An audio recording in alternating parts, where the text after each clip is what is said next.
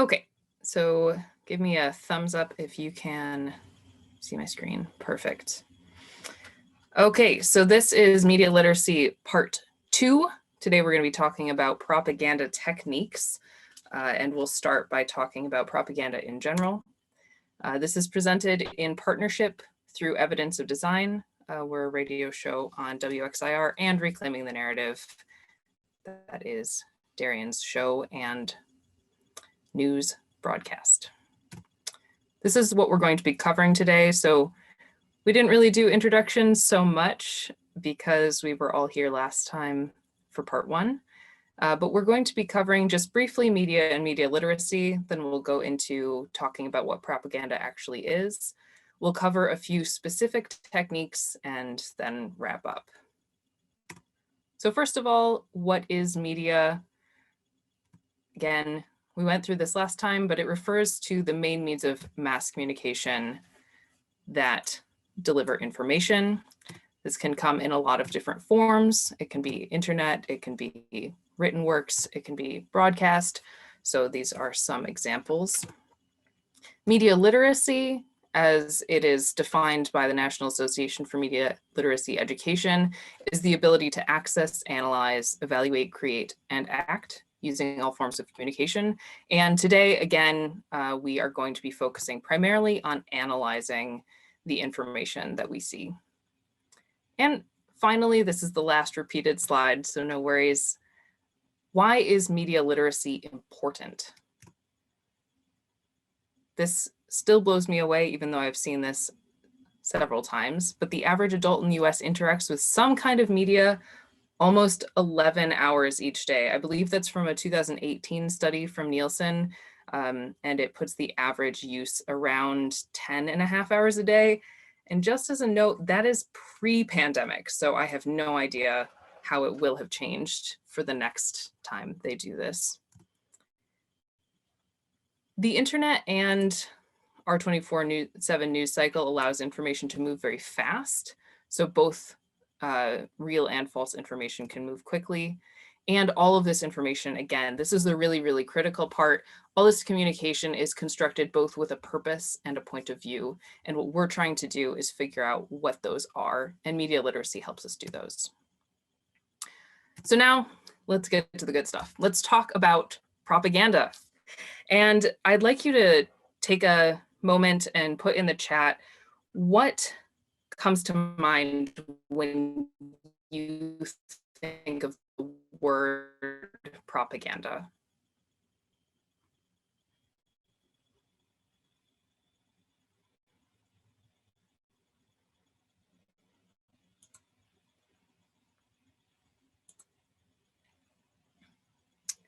Okay, so we've got a couple of responses: strongman dictators, Nazis, brainwashing, and Cold War era. And that's also what I think a lot of people would have in mind. We'll go to the next slide. I have a couple of examples of what a lot of people might think of when they think of propaganda. This is obviously a, even if you don't read German, it says, our last hope, Hitler. So this is obviously a pro-Hitler propaganda from the pre-World War II era, and saying, this is our last hope. We see that people are not in a good mood there. And then another one people might think of is this war era, I want you for US Army, like reaching right out to the viewer. But this is not the limitations of propaganda. Let's talk about what it is nowadays, because it isn't something that just exists in the past. There are a lot of definitions of propaganda, a lot of different kinds of definitions, and a lot of different kinds of books. And I want to look at two that give a pretty broad representation of what propaganda is and what it means. So here's one actually from Wikipedia, and I think this is a great definition. Propaganda is communication that is primarily used to influence an audience and further an agenda. It may not be objective and may be selectively presenting facts in order to encourage a particular synthesis or perception or it could be using language in order to produce an emotional rather than a rational response to the information that is being presented. So if we think of those ones that we were just looking at, you don't even need to speak German again for that first one. You already have an emotional response that comes from the visual cues. And for the second one as well, it's very emotional.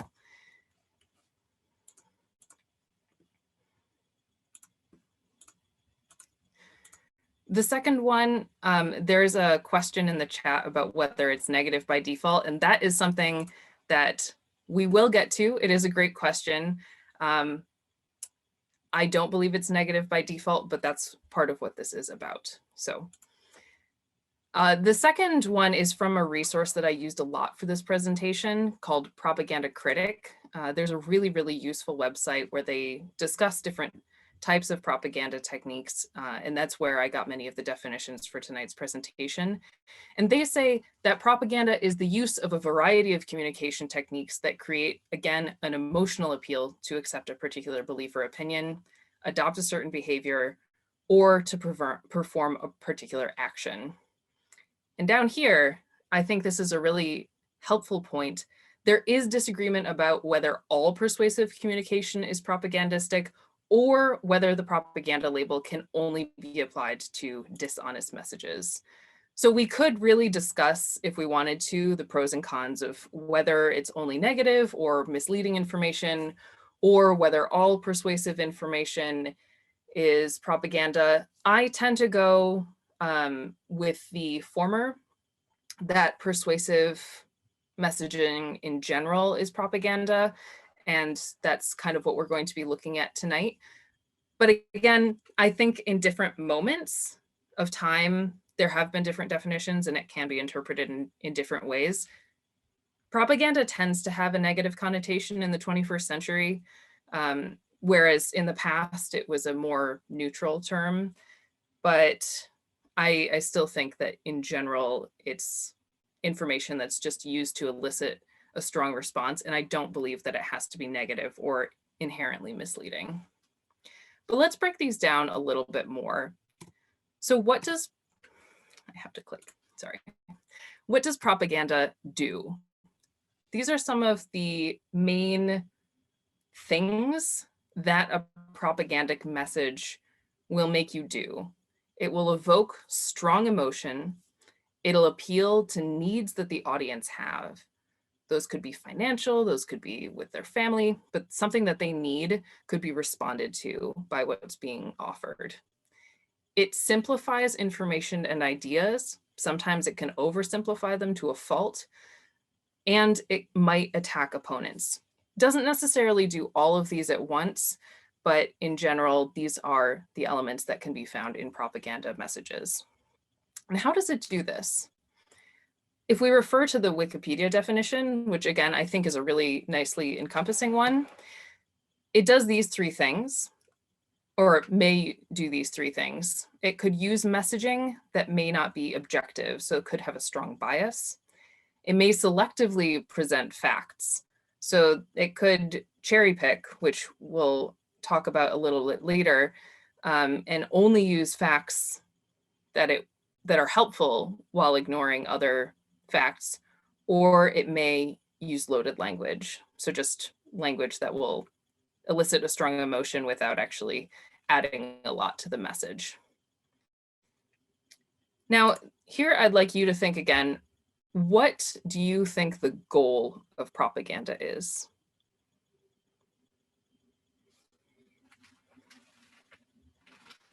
Or a goal, because there, it certainly isn't limited to one.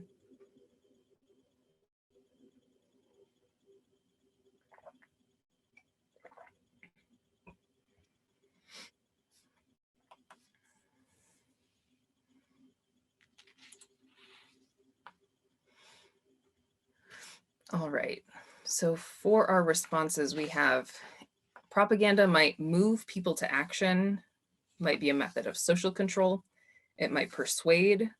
Its goal might be to influence people to believe a certain thing or to make them do a certain thing. And then it might try to convince. And those are all phenomenal responses. In general, the goal is to overwhelm critical thinking skills with an emotional response in such a way that you will ignore any rational thought about the message. And in general, there are these three goals that would follow it. The propaganda message, or the propagandist who's writing the message, either wants you to accept some sort of belief or opinion, generally theirs, adopt a certain behavior, or perform a particular action. And this could be a very small action. One of the examples I have later on is wearing a mask, because the campaigns for wearing a mask for COVID-19 could be called propaganda campaigns. And that is an example of a positive campaign, in my opinion, anyway. Some people might not agree with that. Or on the other hand, you could think about all of the messaging that people who stormed the Capitol received. That was likely also propaganda. I don't have examples of that, unfortunately, but that's a different kind of action, obviously, that is a much bigger and an action that holds many more consequences. Although giving someone COVID is a pretty big consequence too. And one thing I wanted to really hammer here as well is how propaganda is related to media literacy. Often these two terms are associated with one another, but they're not always like shaking hands rather than just being next to each other. So I wanted to put these side by side and say, when we're teaching media literacy, and we're talking about media literacy tonight, the goal is to teach the audience how to think about the media that they encounter, be it print, online, wherever. And the goal of propaganda is to tell the audience what to think rather than how to think about it. So we're trying to tie these together, and as we engage with any kind of publication that might be propaganda, we want not only to be told what to think, because we don't want to be told what to think, we want to talk about how we can think about it and actually receive our own opinion. So again, I'd ask you to jump in the chat or even turn on your mics and say out loud, where are some places that we might encounter propaganda today? TV. TV. And we have Fox News, no smoking campaigns, recycling campaigns. These are good examples. Let's think about a little bit more general. What kinds of locations or environments? Billboards? NFL pregame? I am not a football fan. I'm kind of curious as to what kind of propaganda. Memes? Oh boy. All right, so I'll get into what I have. So these are different areas where we either may expect to or may not expect to find propaganda. The first one, I have 6. The first one is journalism and public relations. And this is more about the relationship between the two than actually the two separately. And one thing to think about with this relationship is who owns the media company. This is also something we talked about in engaging with media in the last section. But the PR firm that's related to the journalists who are writing for it might be giving them information that they want the public to know, whether or not that is information that is actually helpful to the public. So think about who owns the media company and what kind of writing they're going to be publishing. Next one would be advertising. This probably isn't a surprise. And just, I want to make this clear, advertising and propaganda are not the same thing. Advertising is something that is meant to support marketing. It has a goal that is usually like getting people to buy stuff, but there can be propaganda found in marketing, found in advertising, especially if you think about the element of like attacking opponents. That's not really necessary to get people to buy your stuff. that is a propaganda element that might help people buy your stuff, but it's a little bit different than just advertising and saying like, hey, come buy our gum because it's delicious. You know, it goes another step that's not necessarily needed. The government, there were some examples that someone said about anti-smoking campaigns. That was a huge government campaign, a public health campaign.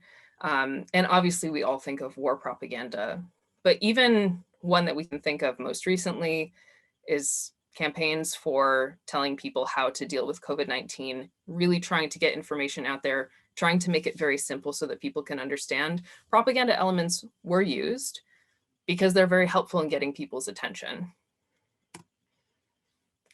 Education. This is an interesting one when we think about who sponsors education. So an example that I saw was maybe if Monsanto were funding a certain educational research project, they would have a certain message that they would want to have shared related to that message. And they may also, you know, give teachers posters to put in their room. They might give different kinds of, you know, I can't really think of anything other than posters actually. But I remember in school seeing posters that were from an organization that had a certain message. And it was generally a very simple message, a very catchy message. And they were often companies that were sponsoring educational research or giving school supplies. Next would be entertainment. So this is a little bit more subtle of a propaganda message. It's not necessarily using eye-catching imagery or like witty terms, but a value message that you want people to agree with. So this is more using storytelling, thinking of movies that have a specific moral that they want you to agree with. That could be considered propaganda as well. And the last example I have would be within advocacy. So thinking of groups like PETA who have a message that they want people to believe, they would use very simple messaging in order to attract attention and get people to share their opinion. That's certainly not an exhaustive list, but just some of the places that we might expect and some places that we might not expect to see propaganda.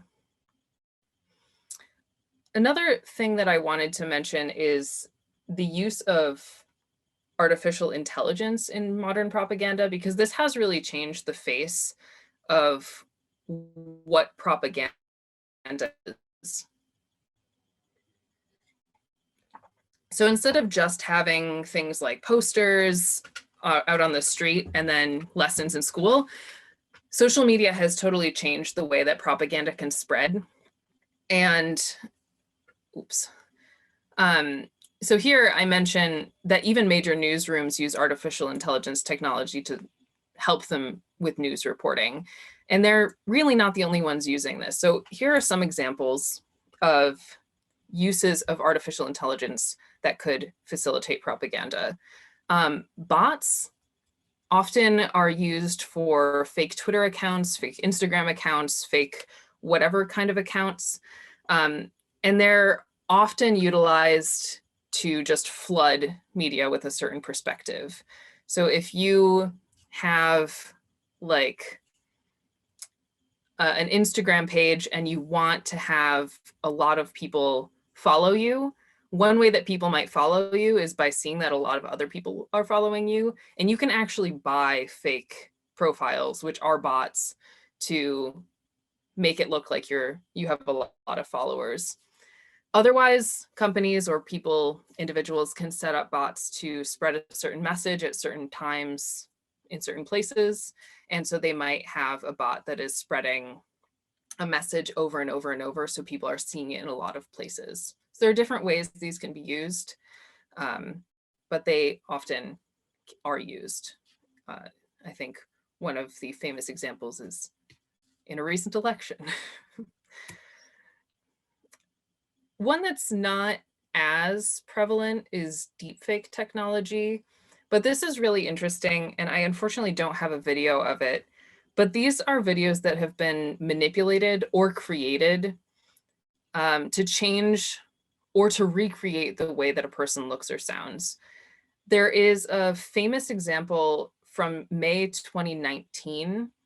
There was a video of Nancy Pelosi giving a speech, and someone on the internet who was a big Trump supporter took that video like within a quarter of an hour after it had been played on the media, and they took it and changed it so that her words were really slurred, and then shared it with the adjustments and used it to spread misinformation about her like sanity and mental health. And this was picked up on. So I think Trump even picked up on it, Rudy Giuliani, and we're using this altered video to question Nancy Pelosi's ability to govern. And these could be very dangerous because it's really hard to tell. You know, normally if you look at a video, you think, oh, okay, someone took the video, so it must be real, or it must at least be mostly real. But being able to recreate someone's voice and someone's face and then put them together and create a different message is really changing the face of how propaganda can be used. I don't know how widespread these are. I think there's a lot more fear about them than there is actual use, but it is definitely something to be aware of. And the last one I have here are generators, and I have an example on the next slide, but this is just a site that is usually intended to be for training purposes, but can be utilized to just post information, make it look like it's coming from a credible account, but not have it actually be related to that account. So here's one example. You can see in the top right, this is called Zube. I think that's how you pronounce it. And this is a Twitter generator. So you can take any profile post, you know, you can see all the things. You can adjust the message, the number of likes, and you can generate a fake tweet based on this. And if someone was looking at the tweet, you know, I know that when I'm looking through my Facebook profile, for example, I scroll down and people have shared tweets on Facebook. You wouldn't necessarily go to Twitter and check where the account is from. So if someone had done a decent fake, you may, and you don't do the job of checking to make sure that account actually shared it, it would be really easy to just make a fake account.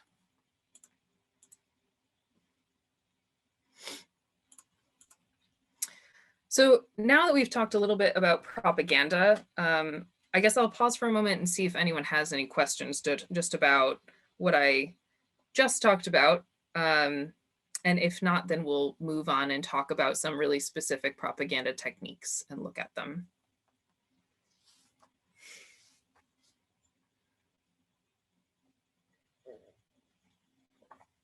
All right.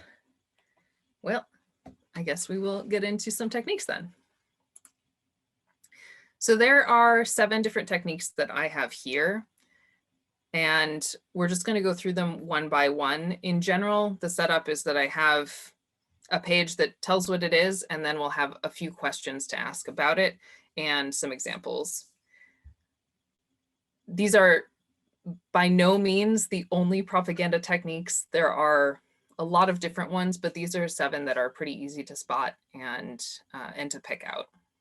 So the first one is one that we probably see all the time, especially with our latest not any longer president, which is name calling. And name calling is just what it sounds. It links a person or idea to a negative symbol. Generally, the person who's calling out or calling the name probably wants the audience to reject that person based on the negative symbol and not do any background checking. Some of the examples that were given, these are examples from Propaganda Critic, are commie or fascist or yuppie. So just calling someone this name without really thinking about what it means and just saying like, this is negative and this person's negative.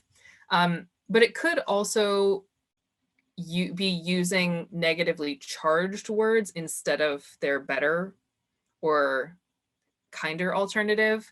So one example that they offered as well was saying that someone is stingy, whereas someone who supports them might say, oh, this person's thrifty. And they have really the same meaning, but just different connotations. So the connotation is what makes the difference here. Here are some questions that you can ask yourself when you encounter name calling as a propaganda technique to try and think a little bit deeper. So what does it mean? What idea do they want me to have about this person? What's the idea in question? Is there a real connection? Does this serve my interests? And what are the merits of the idea itself? So if we like just take the name directly out of it. I'm going to ask for your participation on this part. A few of these are real and only one of them is not. And I would like you in the chat to let me know which ones you think are real. Or if it's easier, you can tell me what one you think is fake. And then we'll go and ask some questions about them.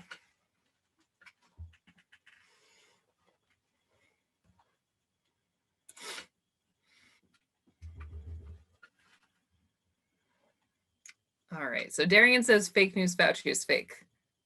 Who agrees?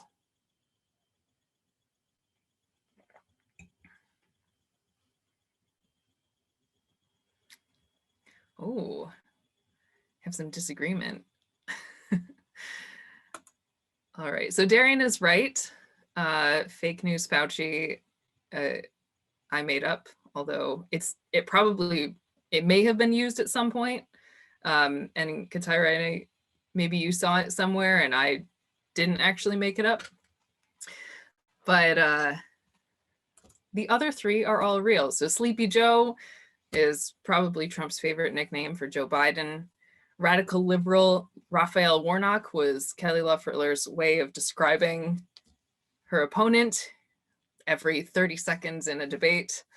And the last one, I believe, is from Rush Limbaugh, although the word feminazis is used pretty often. So I would like to ask for a volunteer to go through, just pick one of those three real examples. And I'd like you to just respond to these questions, in short terms. It doesn't have to be tons of thought, but just what comes to mind when you see these questions in relation to one of the terms. Do I have a volunteer?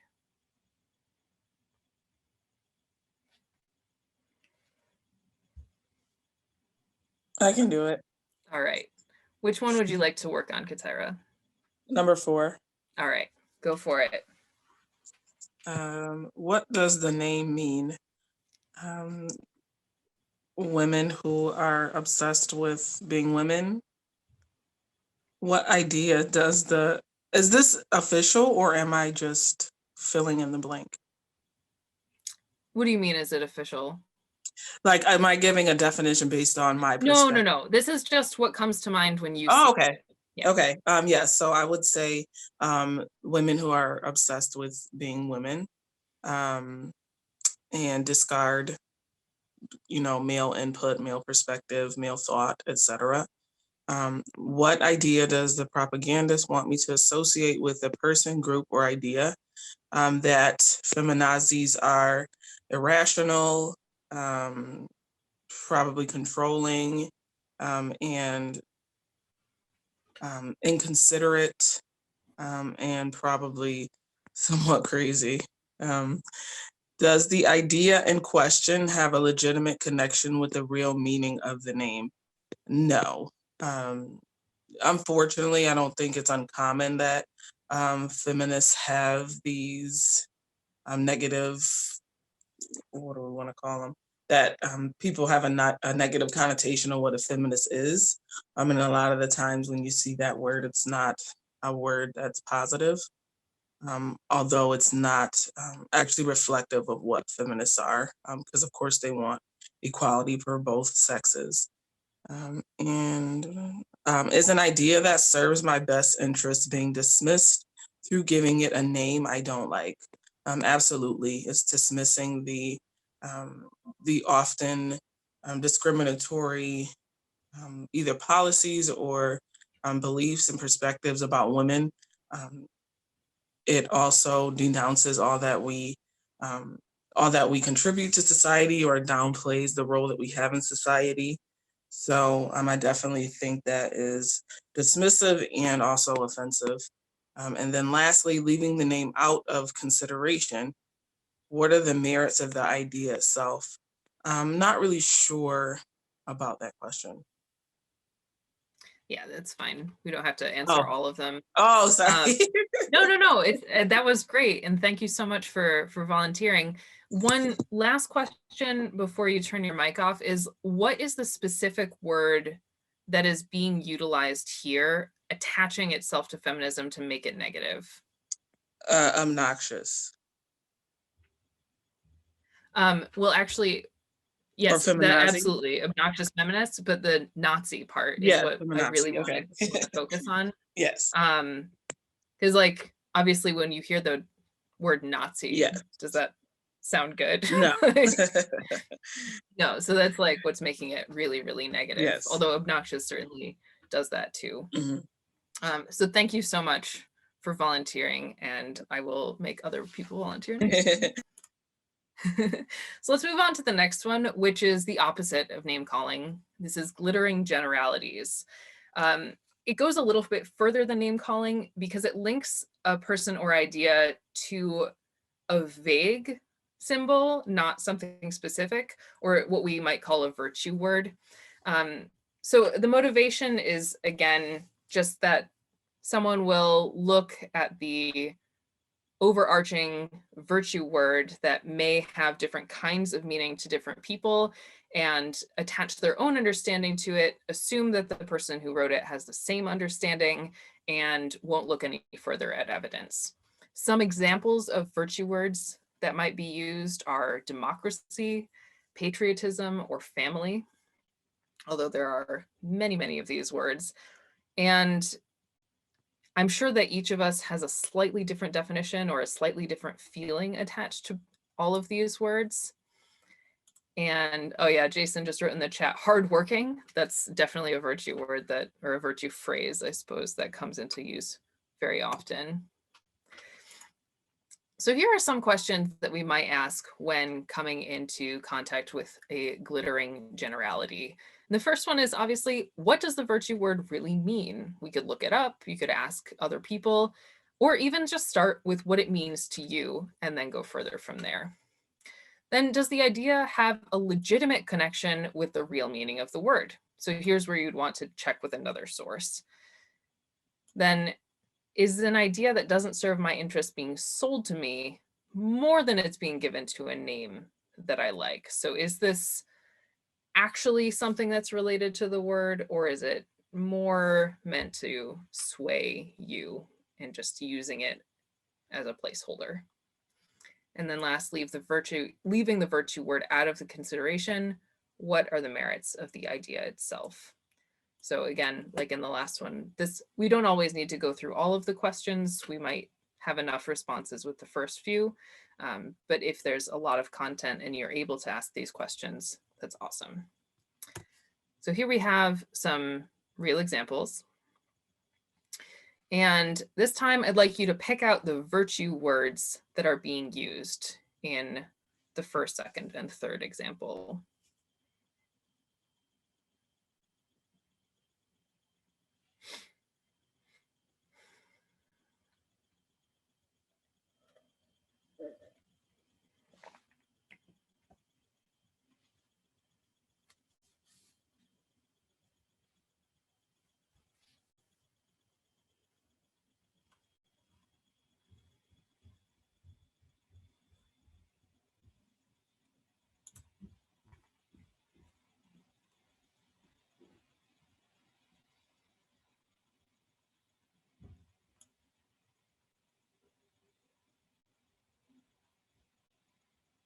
All right, so we definitely have family in the first one. Then for the last two, I would say Americans is certainly one that we kind of have different ideas about. I think also including the great, like what does great mean? And all Americans. Who are all Americans? Who's being included in that? Is anyone being excluded? So I think there we might even add on some other words. So this time, part 2, can I get a different volunteer? Again, pick one of your choice and just go through maybe the first few questions and tell me what comes to mind.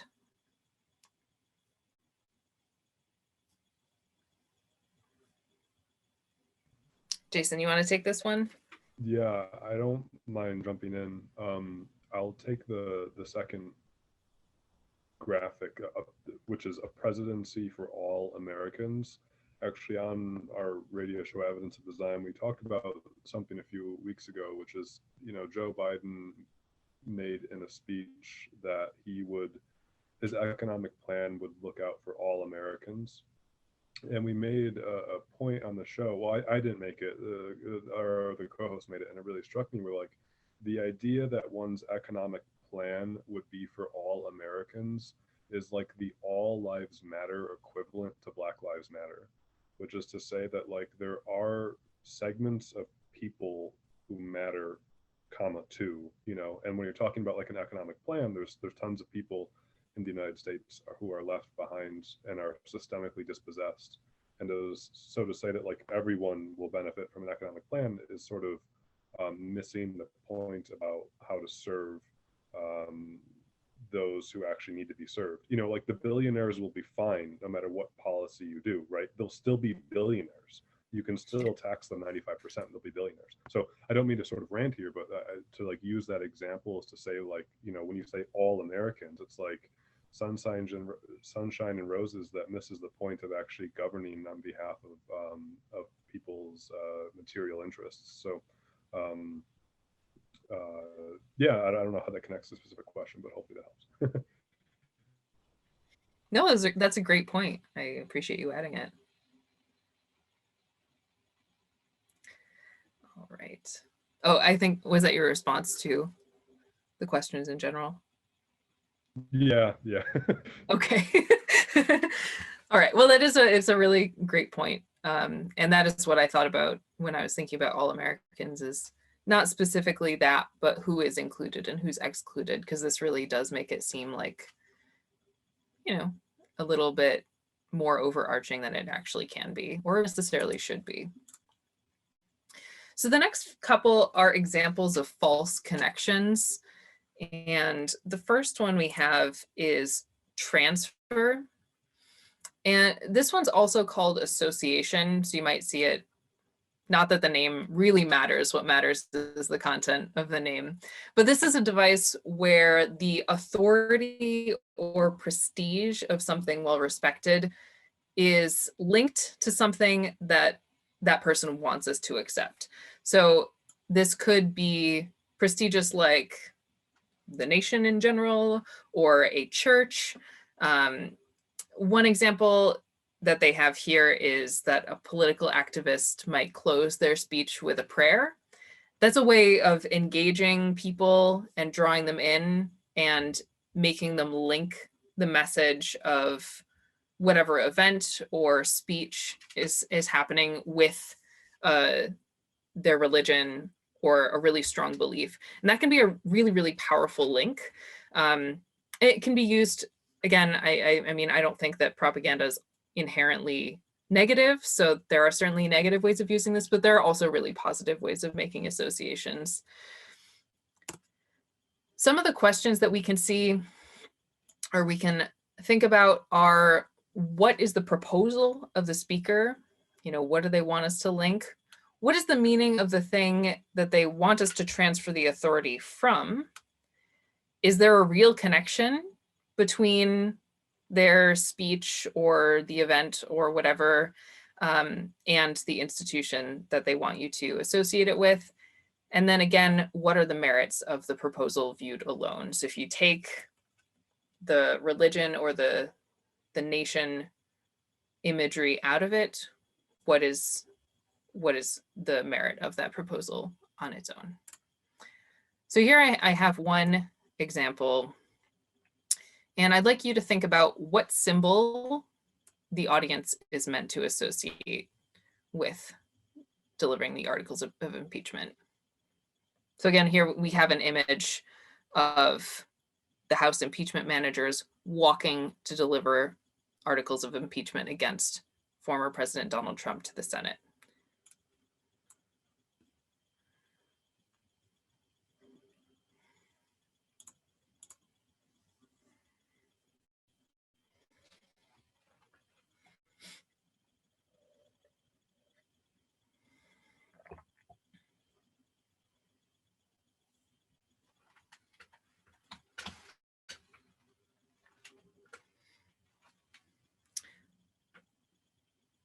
All right, Darian, I think you even know more about this one than I do. I don't know where this actually is, but so God is looking down upon them, or their forefathers. This one might have a double meaning. Let's take a look, and again, we can veer off from the questions. Darian, do you want to talk about this one a little bit? What you see in it?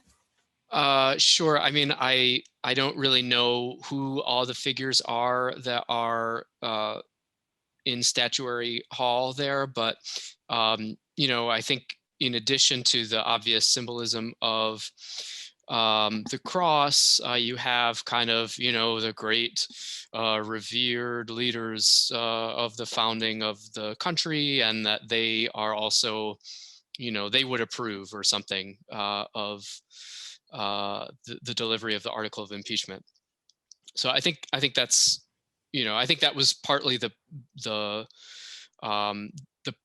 I don't know to what extent there is another route to take to deliver the article of impeachment to the Senate, if not through Statuary Hall. But, I think having that there as a photo op certainly might be one of the proposals of the photographer or the Senate themselves, or the House Democrats themselves.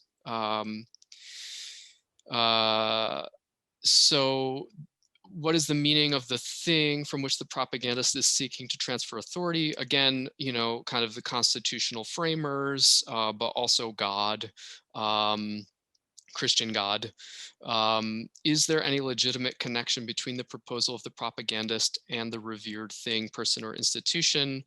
I mean, yeah, I don't want to go too far off topic here, but I think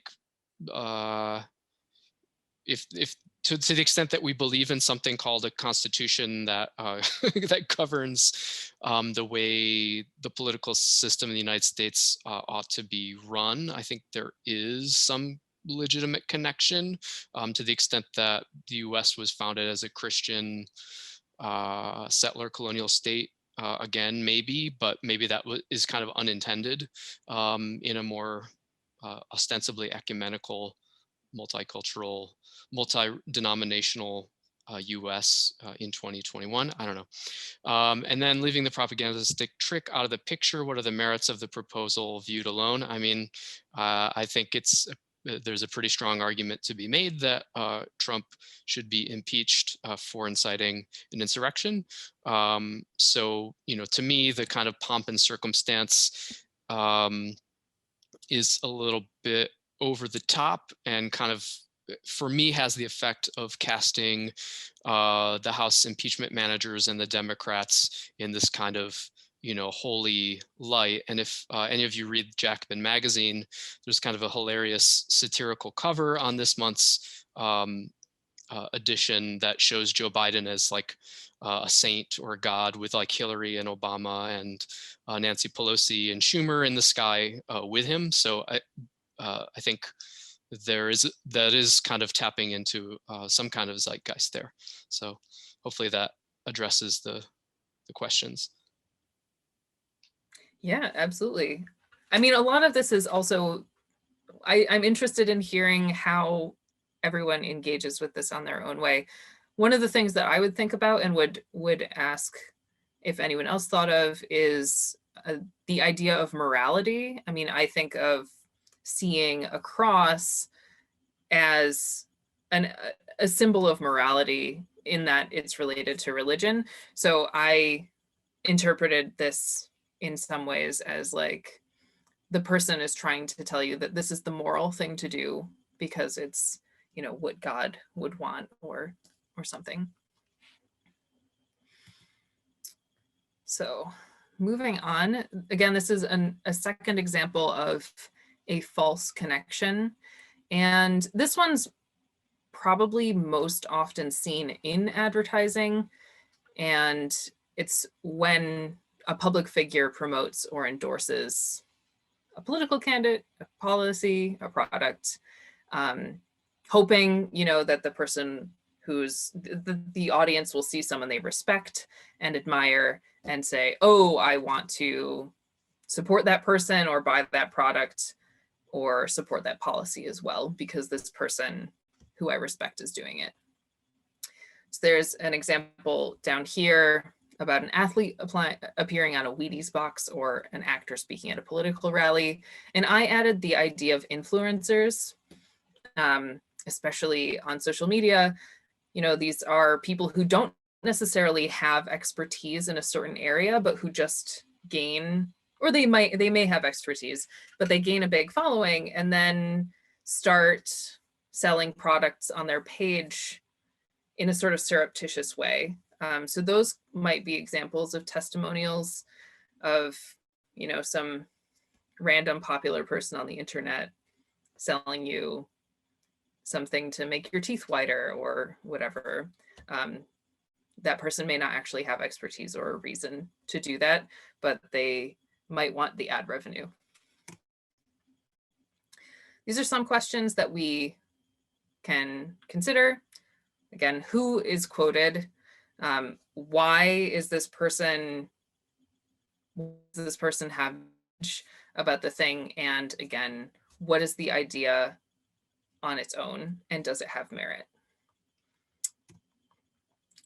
So here's an example that I see a lot in advertisement on social media, and this is just from the Talkspace page.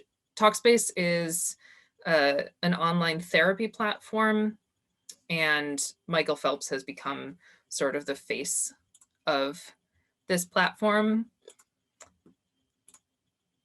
Does someone want to engage with this one and just go through the questions?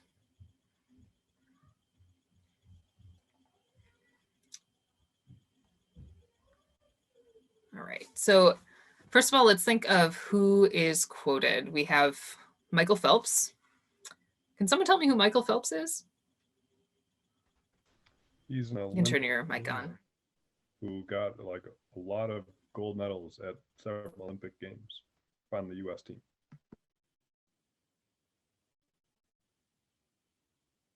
Heavily decorated swimmer. Looks like my internet might be unstable, so let me know if I cut out. But he's a very heavily decorated swimmer. And is he someone who we know as being an expert on depression or on therapy in general? Not that I know of. Yeah. I mean, he's someone, so according to this, he's someone who's used therapy to improve his life. And that is the reason that we're given to regard this person as an authority. And that, I mean, for a lot of people, that is a good reason, you know, saying this famous person has also been depressed, has used therapy, and it has changed their life. It also has the effect of kind of, or the intended effect maybe of making depression or mental illness less stigmatized. Maybe if you see somebody who you assume has a perfect life, has accomplished everything, also struggles with these issues. Yeah, that's a great point too. And in this case, I mean, if we look at the idea on its own, even without Michael Phelps, I think that, again, personally, I think that the idea of telling people that therapy is a good idea is great. I think it can help a lot of people, but sometimes there is an extra push that's needed of seeing someone else who has helped. And maybe for some people, that person is Michael Phelps. Who knows? But this is an example of a testimonial type propaganda technique. But I think to your kind of media literacy point, the question we have to ask is, what is Talkspace beyond just something Michael Phelps says he does, right? Absolutely. Is And it really effective or not? Is it effective just for him and not for me? Can I afford it? While he can afford everything, presumably, right? So it's more about what is Talkspace about than it is the messaging, maybe. Yeah. Thanks for adding that. All right, so we're going to move ahead again with special appeals. These are a different kind of propaganda technique. So the next two are a special kind of appeal that is more personal. So the first one is plain folks. And I have a few different examples on this one. This is an attempt to convince people that a person and their ideas are of the people. And I think some of you may recognize the first one, a politician eating at McDonald's or someone being photographed shopping for groceries. I think this is probably what a lot of tabloids just use all the time, is like, you know, these stars or politicians are real people too, and it makes you want to do what they're doing or associate with their ideas because they're like you or talk like you or something. So again, thinking about what are the ideas worth when they're taken away from the personality of the person that you're seeing. What could the politician or actress or famous person be trying to cover up with this approach? What are the facts about them? And who is the audience? Who is the intended audience for this? Oh, there was something in the chat. I can't see it.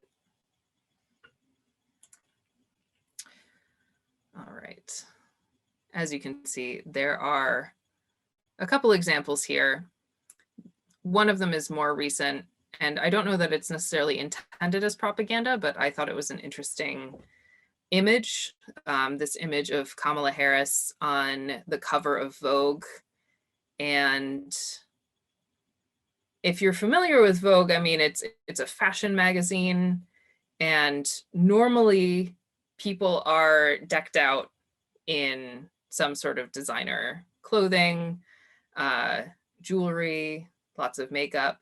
And Kamala Harris is on here wearing, you know, a businessy suit and Converse sneakers. I imagined with this one too, there was a previous example of Kamala Harris coming out wearing Timberlands, and it might just be that she finds those things comfortable, but in that this is a break from what this magazine normally does, I think it is being utilized in this instance. Okay, thank you, Katira, for joining us for this amount of time. All right.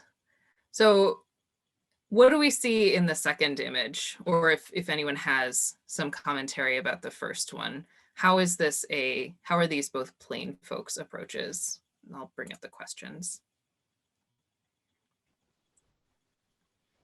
I mean, the second image of the two things that I could imagine Donald Trump reading, the Wall Street Journal and KFC buckets are definitely definitely checks out. So, you know, Trump does like, so I guess that these images are meant to show like, hey, we're one of us, you know, we're one of you, we're politicians, but we're also just relatable and you can connect with us. There's nothing relatable about eating fried chicken with a knife and fork, though. I just, you know, he's halfway there, but yeah. This is also in his private jet. So that image I find really very amusing because it is like it's an attempt, or seems to be an attempt at the plain folks approach, but he doesn't do a very good job. But I wanted to include it because it was something that spread a lot on social media, and it's like, oh yeah, he's eating fried chicken, like this cheap bucket of food, but he is also, yeah, eating it with a knife and fork on his private jet. I have one more example here because I think that our last presidency provides a lot of examples of propaganda, but here's a tweet, and this is from the Twitter archive. So the first and second, or previous first and second lady, stopped in Whataburger for lunch in Corpus Christi, and it just has an image of them in a fast food restaurant where you might see yourself, or you might be like, oh, I love Whataburger, that's awesome. Like, I love Melania Trump for eating there. So it's another attempt at making them seem like you. And one thing that I didn't include in here because it doesn't really have an image, but the idea of Trump talking like people, it may just be the way he talks, but that could also be potentially interpreted as a propaganda technique of thinking about, if you're thinking about who his audience is and who his voters are, the idea of talking like a person might be considered propagandistic as well. Mary, if you don't mind me jumping in here as an example, following Joe Biden's Twitter page, and the day before the inauguration, he tweeted something to the effect of he went to a food bank somewhere in Pennsylvania, kind of like the equivalent of FoodLink, but down in Pennsylvania. And he tweeted an image of himself volunteering at the food bank or something. And he tweeted like, thank you so much for these people at the food bank and for all the work that you do every day to end food insecurity. And it's a seemingly innocuous tweet, but it's just sort of, it's interesting because like food banks don't end food insecurity. And like the only people who can end food insecurity in theory would be like those in positions of power to like change our systems to eliminate like material precarity. Like there's enough food to feed everyone, right? We already have technology to do that. The issue is the distribution. So it's just funny where like these things are all, I just read that and like, wait, aren't you the one who's supposed to end food insecurity? You're the president, you know what I mean? Like, and so to put that on like these sort of everyday people, it's just it's a sort of sleight of hand that happens a lot. That is, yeah, that's a phenomenal example. And Jason, who would you say that the audience for that is? God, I hate using the word everyday Americans or normal people or normal voters. I'm not sure. I mean, my initial sort of lizard brain reaction to that was cool. Joe Biden is a nice guy. I volunteered at food banks too. In fact, I happen to run the food bank. It's like he's a lot like me. But then, critical thinking kicked in, media literacy, and I realized I'm like, huh. There's more to it than that. Awesome. I think I got a little choppy there, so hopefully it's clear now. But thanks for adding that, Jason. This one is a similar idea. So again, this is a special appeal to an audience. This is a bandwagon technique where basically they're saying everyone else is doing this, you should too. And I mentioned in here that bots are really changing the way that the bandwagon effect works. As we talked about earlier, when looking at artificial intelligence in general, bots are used to flood media with a certain idea. And if one of the ways that you're being swayed is by seeing how many followers are there or how often the information comes up as a way to decide whether an idea is good or not, the bandwagon technique can be really swayed by the existence of fake accounts or artificially bloated amounts of information. So an example of an ad that Propaganda Critic offered was everyone is rushing down to their Ford dealer. The second one is one I actually saw in Wegmans and just like laughed at because it's kind of ridiculous. But, you know, in the bakery section, there was this stand with cannolis in it and it said, Bills fans love cannolis. And it just, there's no real reason that Bills fans might like cannolis better than any other kind of snack. But it was right before a big game. So obviously they were going to utilize the hype of Western New York and try and sell some random snack. Some of the questions we might ask is, what is the propagandist program? What's the evidence for and against it? So those are things that we have to do external research on.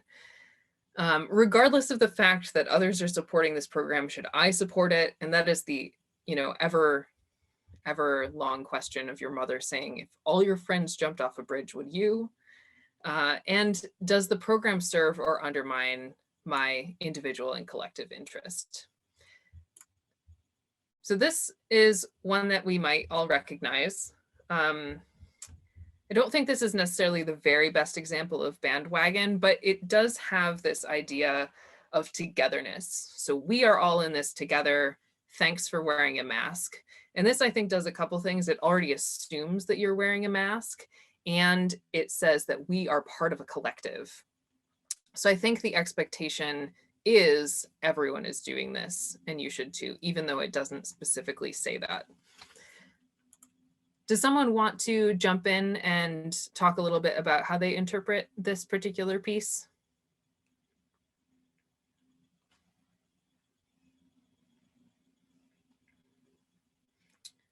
All right. Well, I mean, I think you did a good job kind of breaking it down already, that, you know, it like it assumes that this is already a fait accompli, right? That everyone already is wearing a mask. And you know better than to make us ask you to wear one. And yeah, kind of invokes the collective good.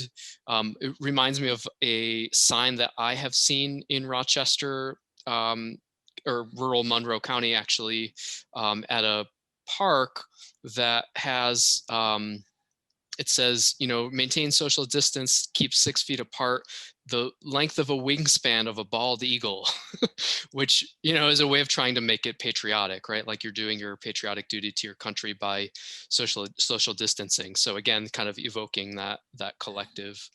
I mean, I think there's good evidence for the program in this case, and it does support my individual and collective interests. So I think it is one of those instances of positive propaganda. Yeah, I definitely agree. I'm also wondering, depending on the park that was using the bald eagle wingspan, it could either be patriotic or trying to support the park. I'm just thinking of like Mendon Ponds in particular has the wild wings section. So maybe they're trying to promote their own program.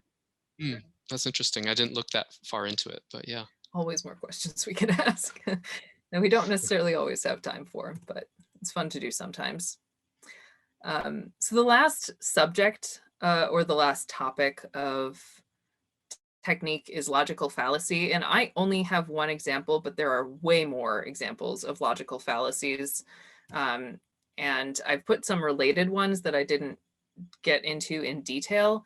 But one that I did want to talk about is unwarranted extrapolation, which is just making a huge prediction about what might happen based on a few facts. And really ignoring all of the rest of the maybes and just saying, if this one thing happens, then this is going to happen. And therefore you need to buy our product or adhere to our belief or whatever. Some related ideas are oversimplifying. So again, just taking one idea and narrowing it way down, and cherry picking facts. So ignoring facts that may not support the view and only using facts that do, even though that doesn't give the audience a full picture. So an example here is if the US approves NAFTA, thousands of jobs and factories will move to Mexico. That could happen or could not. Obviously, this is in the past, but that would have been a threat and would probably change the way that certain people voted or would support a certain idea. Some questions we can ask is there enough data to support this prediction about the future? We may even be able to stop there. And if there's not enough data, it's like, okay, then I don't need to look any further. Can I think of other ways this might turn out? Is there even a possibility that something else could happen? And if there are other things or a lot of different things that could happen, then why is there such an extreme picture being painted, and what are they trying to get you to do? This is an example from Turning Point USA, which is a heavily conservative organization. So on the left, we have, in quotes, democratic socialism, 4 bullet points. You vote away your rights, food becomes scarce, healthcare becomes scarce, money becomes scarce. And then socialism, the state takes your rights, food becomes scarce, healthcare becomes scarce, money becomes scarce. And at the bottom, it just says socialism equals scarcity. And so this, if you vote for someone or support someone who says that they're a democratic socialist, then you're actually supporting real socialism and you're supporting scarcity. So it gets, very intense very fast. So question, is there enough data to support the speaker's predictions about the future? Do we know this?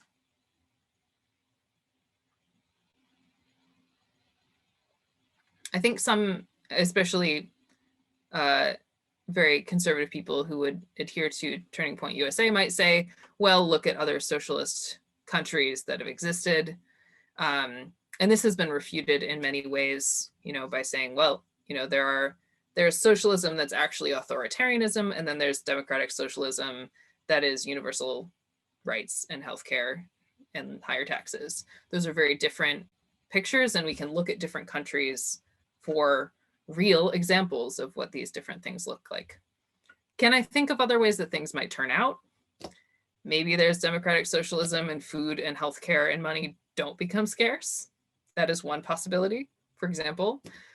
And if there are different ways that things could turn out, why is there such an extreme picture? So why do we think in this example that Turning Point USA would want to paint socialism as a picture of scarcity?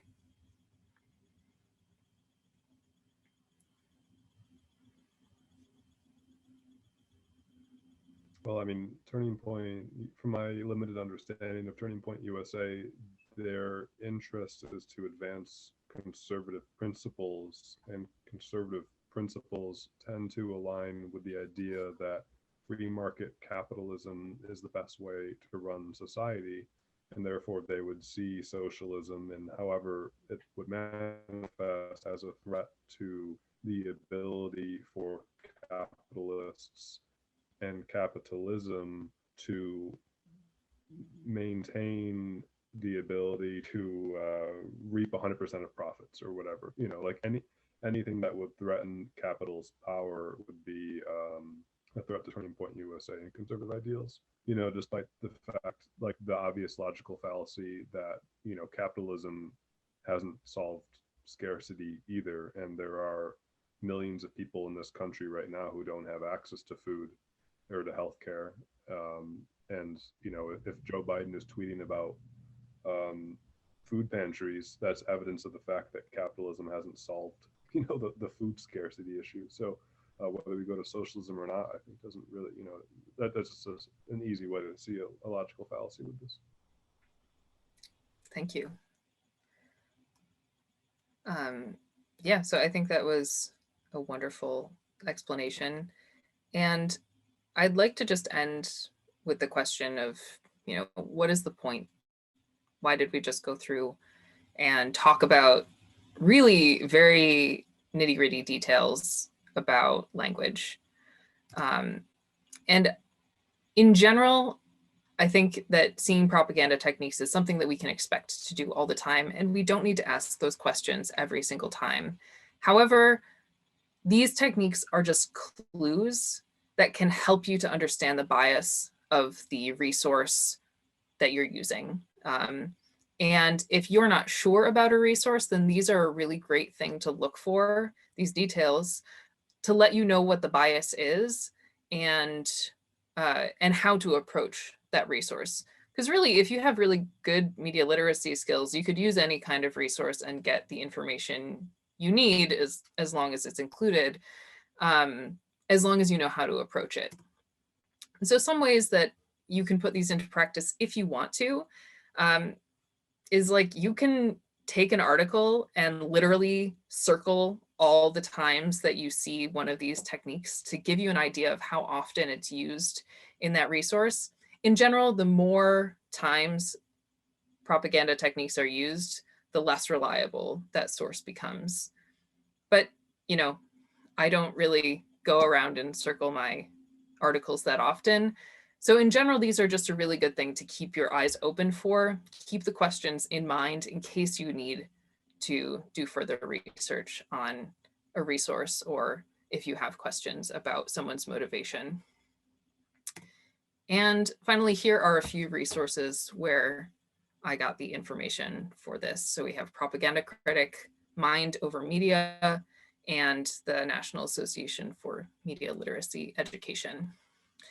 And looks like we have a few minutes left, so we can certainly, I'll stop sharing my screen and we can open this up for discussion or questions.